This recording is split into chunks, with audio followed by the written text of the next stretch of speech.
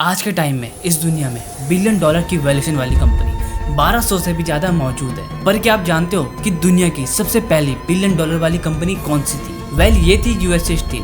1901 में 1.4 billion dollar की valuation cross कर चुकी थी और जिस कंपनी का मालिक था उसने यूएसए को 2 बार फाइनेंशियल क्राइसिस से बचाया था, जो अपने एक इशारे से कंपनी को बनाने से लेकर कंपनी को तबाह करने तक की ताकत रखता था। और जो आज अमेरिका सुपर पावर कंट्री है, वो इसी इंसान की वजह से, एक ऐसा इन्वेस्टमेंट बैंकर जिसने अमेरिका के प्रेसिडेंट को अपने सामने झुकाने पे मजबूर कर दिया था। और जानते हो मैं किसकी बात कर रहा हूँ? मैं बात कर रहा हूँ जेपी मॉर्गन की, जिसकी पावर, वेल्थ और इन्फ्लुएंस ने मॉडर्न अमेरिका की नींव रखी और वर्ल्ड का सबसे बड़ा बैंक बनाया। और जेपी मॉर्गन ने आखिर ये कैसे कर दिखाया, चलिए जानते हैं आज की इस वीडियो में। हमारी कहानी की शुरुआत होती है 1837 में, जब जेपी मॉर्गन का जन्म अमेरिका के हार्वर्ड में हुआ था। जॉन की फैमिली पहले से ही अमीर थी और उनके फादर जूनियर असिस्टेंट मॉर्गन एक बैंकर थे, साथ ही उनका होलसेल में भी काम हुआ करता था। जब जेपी मॉर्गन केवल 10 साल के थे, उस टाइम पर उनके ग्रैंडफादर की डेथ हो चुकी थी और अपनी सारी धन दौलत उनके लिए छोड़ चुके थे। इन पैसों से जॉन के फादर ने कंपनी के और ज्यादा शेयर खरीद लिए, साथ ही उस कंपनी का नाम बदलकर मैथर मॉर्गन को रख दिया। जॉन के जो फादर थे वो भी यही चाहते थे कि जॉन बैंकिंग सेक्टर में काम करे और इसी चीज के लिए वो उन्हें बेस्ट से बेस्ट एजुकेशन प्रोवाइड करवाते। इसी के लिए वो साल 1851 में बॉस्टन पढ़ने के लिए जाते, लेकिन वो वहाँ पर रियोमेटिक फीवर का शिकार हो जाते। इसके जो सिम्टम्स होते हैं वो इतने खतरनाक होते हैं कि वो ढंग से चल भी नहीं पा रहे। अब जॉन की जो फाइनेंशियल कंडीशन थी वो हमेशा से ही काफी अच्छी रही, पर बचपन में उनकी अपनी मेंटल और फिजिकल कंडीशन के लिए उन्हें काफी ज्यादा स्ट्रगल करना पड़ा। अब जॉन के फादर का मानना था कि अगर उनके एनवायरमेंटल को चेंज कर दिया जाए तो शायद वो सही हो सकते। एक तरफ जहाँ जॉन की उम्र के बच्चे मैदान में खेला करते थे, वहीं जॉन केवल एक कमरे में बंद होकर केवल किताबें ही पढ़ा करते थे। जॉन के फादर का मानना था कि शायद जॉन का अगर हम एनवायरमेंटल चेंज कर दे तो शायद वो ठीक हो सकते हैं, और इसीलिए उन्होंने जॉन को पोर्चुगल के एजोरस आइलैंड में भेज दिया। जॉन यहाँ पर 1 साल तक रुके और 1 साल के बाद ठीक होने के बाद वो वापस से पढ़ाई के लिए हॉस्टल चले गए। साल 1887 तक वो बॉस्टन, स्विट्जरलैंड और जर्मनी से अपनी पढ़ाई पूरी कर चुके थे और फाइनेंस की दुनिया में कदम रखने के लिए तैयार हो गए थे। इस समय तक जॉन के फादर लंदन शिफ्ट हो चुके थे और इस समय वो जॉर्ज पीओडी को नाम की कंपनी के साथ पार्टनरशिप में शामिल थे। अपने पिता के इन्फ्लुएंस से अमेरिका की वॉल स्ट्रीट में जॉन को एक बैंकिंग सेक्टर में काम मिलता है, जो कि उनके पिता की कंपनी के ही काम संभाला करते थे। जॉन ने कुछ सालों तक बैंकिंग फर्म में काम किया और फिर साल 1971 में उन्होंने खुद की फर्म खोलने का निर्णय लिया, जिसका नाम था जे पियरपॉन्ट मॉर्गन एंड को। जॉन की ये कंपनी भी उनके पिता के एज अ बैंकिंग एजेंट के तौर पर काम कर रहे थे। हालांकि इससे पहले जॉन अपनी कंपनी को अमेरिका में फैला पाते, उससे पहले सिविल वॉर शुरू हो गया और इस दौरान यूएस फेडरल ने एक ड्राफ्ट जारी किया, जिसके अनुसार जिसकी उम्र 20 से 45 साल की है वो सभी वॉर में पार्टिसिपेट करेंगे, जो कि कंपलसरी था। पर यहाँ पर यूएस फेडरल ने एक शर्त रखी गई थी कि अगर कोई वॉर में नहीं जाना चाहता है तो उनको $300 पे करने पड़ेंगे, ताकि वो किसी और को वो पैसा देकर वॉर में सम्मिलित कर सके। अब जॉन के लिए $300 देना कुछ भी नहीं था। वो अपने देश से ज्यादा अपने बिजनेस से प्यार करते थे। वो $300 पे करके अपनी जान तो बचा लेते, साथ ही वो उस दौरान कंपनी का बेवकूफ बनाकर काफी ज्यादा अर्न प्रॉफिट कर लेते। जेपी मॉर्गन सिमोन स्टेवन नाम के एक डिप्लोमेट के साथ मिलकर एक राइफल को $3.5 में खरीदते और गवर्नमेंट को वही राइफल $22 में बेच देते। इसी वार के बीच वो अपने ही गवर्नमेंट को बेवकूफ बनाकर अपने पैसों को 600% गुना कर देते। जॉन की जिंदगी में एक और माइलस्टोन आता है जब उनकी शादी अमीला स्ट्रगस से होती है। जॉन और अमीला 2 साल से साथ थे, लेकिन शादी के समय अमीला ट्यूबरक्लोसिस नाम की बीमारी से जूझ रही थी। समय के साथ अमीला की तबीयत और ज्यादा बिगड़ती जाती है और सिर्फ 4 महीने के बाद ही उनकी डेथ हो जाती है। 24 साल की उम्र में जेपी मॉर्गन अकेले पड़ चुके थे। अमीला के जाने के बाद उन्हें काफी ज्यादा दुख तो हुआ, लेकिन उन्होंने खुद को टूटने नहीं दिया और अपने काम में डेडिकेशन के साथ काम करते रहे। साल 1871 में जॉन के सामने एक अच्छी अपॉर्चुनिटी आती है, जब उनकी मुलाकात फिलाडेल्फिया एक फाइनेंशियल एथोनिक जॉस्पल ड्रेक्सल से होती है। दोनों मिलकर ड्रेक्सल मॉर्गन एंड को नाम की एक फाइनेंशियल इंस्टीट्यूशन को शुरू करते हैं, जो बाद में चलकर जेपी मॉर्गन एंड को हो जाती है और जिसे आज के टाइम पर जेपी मॉर्गन चेस के नाम से जाना जाता है, जो मार्केट कैपिटलाइजेशन के अनुसार वर्ल्ड का सबसे बड़ा बैंक है। जब से जेपी मॉर्गन मार्केट में लिस्ट हुए तब से उनका स्टॉक प्राइस 1300% बढ़ चुका है। जेपी मॉर्गन के अभी तक के करियर की बात करें तो वो हमेशा से अपने पिता के बिजनेस में शामिल रहे थे। फाइनेंशियल वर्ल्ड में अपनी जान पहचान के चलते वो वेल्दी इन्वेस्टर को ऐसे बिजनेसमैन से मिलाते थे जिनके पास विजन तो होता था लेकिन उनके पास पैसे नहीं होते थे, और इसी के बीच वो काफी अच्छा कमीशन अर्न कर लेते थे। सालों की मेहनत के बाद जेपी मॉर्गन ने इतने पैसे इकट्ठा कर लिए थे कि वो बड़े बड़े कंपनी में इन्वेस्ट कर रहे थे। ऐसे ही एक प्रोजेक्ट था America rail board system. America में इंडस्ट्रियल ग्रोथ अपनी पीक पर थी और ट्रांसपोर्टेशन को इजी बनाने के लिए रेल नेटवर्क को और ज्यादा एक्सपेंड किया जा रहा था। जेपी मॉर्गन को यहाँ पे एक ऐसी अपॉर्चुनिटी नजर आती है कि जिससे उनकी लाइफ ही नहीं बल्कि पूरे अमेरिका की लाइफ बदलने वाली थी। दरअसल उस टाइम पर अमेरिका में केवल 3 सेक्टर डोमिनेट कर रहे थे, स्टील, ऑयल और रेल बोर्ड। ऑयल के शेयर मार्केट में जॉन टी रॉकफेलर की मोनोपोली थी, वहीं स्टील के शेयर मार्केट को एंड्रयू कार्नेग डोमिनेट कर रहे थे। पर रेल बोर्ड में उस समय किसी की भी मोनोपोली एग्जिस्ट नहीं करती थी। इस सेक्टर में कई छोटी छोटी कंपनी थी जिनको आपस में कम्पीट करने के लिए,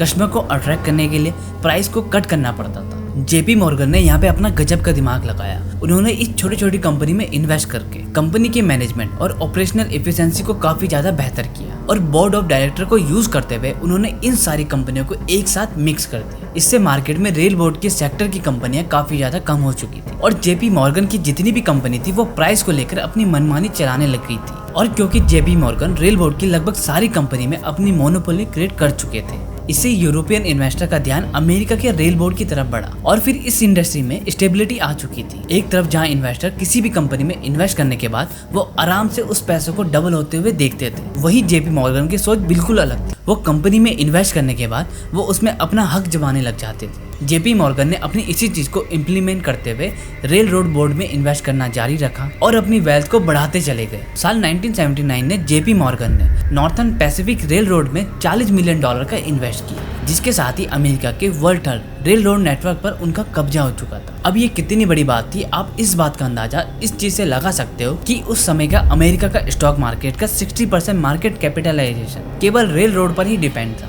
ये वो दौर था जब अमेरिका की इकोनॉमी काफी तेजी से ग्रो कर रही थी, पर साल 1983 में इस एक्सपेंशन में एक तगड़ा झटका लगता है। यूएसए इकोनॉमी डिप्रेशन में चले जाती है और फॉरेन इन्वेस्टर अमेरिका के बॉन्ड को गोल्ड में कन्वर्ट करने के बाद उसको विड्रॉ करने लग जाते हैं। इससे अमेरिका का पूरा स्टॉक मार्केट क्रैश होने लगा और एक के बाद एक कंपनियां बंद होती चली गई। अब अमेरिकन गवर्नमेंट ने ऐसी सिचुएशन को फेस करने के लिए $100 मिलियन का एक फंड बनाया हुआ था, पर साल 1985 आते आते ये केवल $9 मिलियन का रह चुका था। ये अमेरिका की हिस्ट्री का सबसे बड़ा डिप्रेशन था, जहां गवर्नमेंट ने भी अपने हाथ खड़े कर चुकी थी। इस कंडीशन से निकलने के लिए जेपी मॉर्गन अमेरिका के प्रेसिडेंट से मिलने चाहते और उन्हें इस डिप्रेशन से बाहर निकालने के लिए एक मास्टर प्लान बनाते। उनका प्लान था कि वो अपने साथी बैंकर के साथ मिलकर एक सिंडिकेट बनाएंगे जो 3.5 मिलियन टन सोने के बदले में अमेरिका से $65 मिलियन के गोल्ड बॉन्ड खरीदेगी। अब अमेरिका के प्रेसिडेंट के पास जेपी मॉर्गन की बात को मानने के अलावा कोई और ऑप्शन भी मौजूद नहीं था, और उन्होंने उस डॉक्यूमेंट पर साइन कर दिए और सिर्फ 22 मिनट के अंदर उन्होंने सारे के सारे गोल्ड बॉन्ड को खरीद लिया। और फिर इकोनॉमी में पैसा आते ही फॉरेन इन्वेस्टर भी वापस आने लगे थे। अमेरिका इकोनॉमी को मिले इस बूस्ट के बाद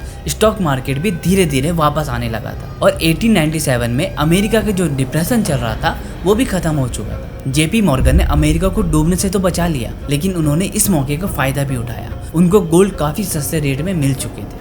अब जेपी मॉर्गन दूसरे सेक्टर में भी अपना हाथ जमाना चाहते थे। अब उन्होंने फेडरल स्टील के नाम से एक कंपनी बनाई जो कि एंड्रयू कार्नेग को टक्कर देने का सपना देखती थी, पर 1901 में एंड्रयू कार्नेग काफी ज्यादा बूढ़े हो चुके थे। वो अपने स्टील के बिजनेस को सेल करना चाहते थे। जेपी मॉर्गन ने इसी कंपनी को खरीदने के लिए अपनी पेशकश कर दी। एंड्रयू कार्नेग ने इस कंपनी को बेचने के लिए $480 मिलियन की मांग करी थी, जिसको जेपी मॉर्गन ने एक्सेप्ट कर लिया और वो कंपनी उनके नाम हो गई। जेपी मॉर्गन ने अपनी फेडरल स्टील कंपनी के साथ एंड्रयू कार्नेग की कंपनी को मिलाकर एक नई कंपनी बना दी जिसका नाम था यूएसएस स्टील, और साल 1901 में $1.4 बिलियन की वैल्यूएशन के साथ वो वर्ल्ड की यूनिकॉर्न कंपनी बन चुकी थी। ये वैल्यूएशन तब अचीव किया गया था जब अमेरिका की पूरी मैन्युफैक्चरिंग कंपनी का वैल्यूएशन केवल $9 बिलियन का था। अब जेपी मॉर्गन इस स्टील की कंपनी का 2/3 पार्ट को कंट्रोल कर रहे थे। जेपी मॉर्गन ने निकोला टेस्ला और थॉमस एडिसन के एक्सपेरिमेंट के लिए भी फंडिंग करी थी, और एडिसन इलेक्ट्रिक को दूसरी इलेक्ट्रिक कंपनी के साथ जोड़कर जनरल इलेक्ट्रिक कंपनी बनाना, इसका क्रेडिट भी जेपी मॉर्गन को ही जाता है। अब साल 1907 में एक बार फिर से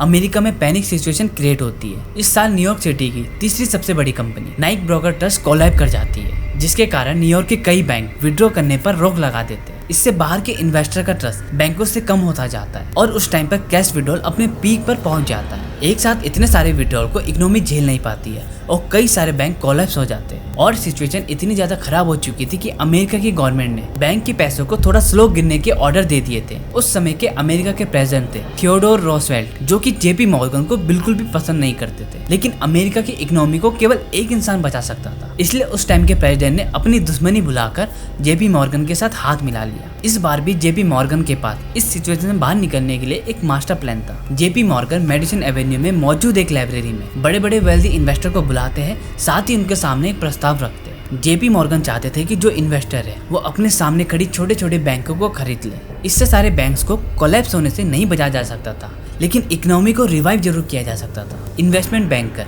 अपने ही कॉम्पिटिटर के ऊपर पैसा इन्वेस्ट करना नहीं चाहते थे, पर जेपी मॉर्गन अपनी इस जीत पर खड़े रहे। उन्होंने इन्वेस्टर को तब तक बाहर नहीं जाने दिया जब तक सारे लोगों ने उस पर साइन नहीं कर दिया। साल 1907 का ये क्राइसिस केवल 3 हफ्तों तक चला और फिर से जेपी मॉर्गन ने अमेरिका को बर्बाद होने से बचा लिया। हालांकि देश को इतनी बड़ी क्राइसिस से निकालने के बाद भी वो अमेरिकन की नजरों पर हीरो नहीं बन पाए। देश के लोग समझ चुके थे जेपी मॉर्गन केवल अपने यूज के लिए ही ये सब करता है, ताकि हर जगह उसकी मोनोपोली क्रिएट हो सके। वो नहीं चाहते थे कि रेल रोड और स्टील जैसे बड़े सेक्टर में जेपी मॉर्गन की मोनोपोली हो और क्राइसिस के समय देश को केवल एक इंसान पर निर्भर रहना पड़े। अब अमेरिका में जेपी मॉर्गन के खिलाफ काफी बड़े बड़े प्रोटेस्ट होने लगे और जो वहाँ के प्रेसिडेंट थे वो चाहते ही थे कि जेपी मॉर्गन की मोनोपोली खत्म हो सके। उन्होंने मौके का फायदा उठाकर जेपी मॉर्गन के खिलाफ लीगल एक्शन लेना शुरू कर दिया। इन्वेस्टिगेशन एजेंसी को जेपी मॉर्गन के पीछे छोड़ दिया, जिन्होंने रेल रोड कंस्ट्रक्शन के दौरान कई फाइनेंशियल लूप होल डिस्कवर किए। जेपी मॉर्गन ने वॉल स्ट्रीट के इन्वेस्टमेंट बैंकर के साथ एक कम्युनिटी बना ली थी, जो कि पूरे देश को इनडायरेक्टली फाइनेंशियली कंट्रोल कर रहे थे।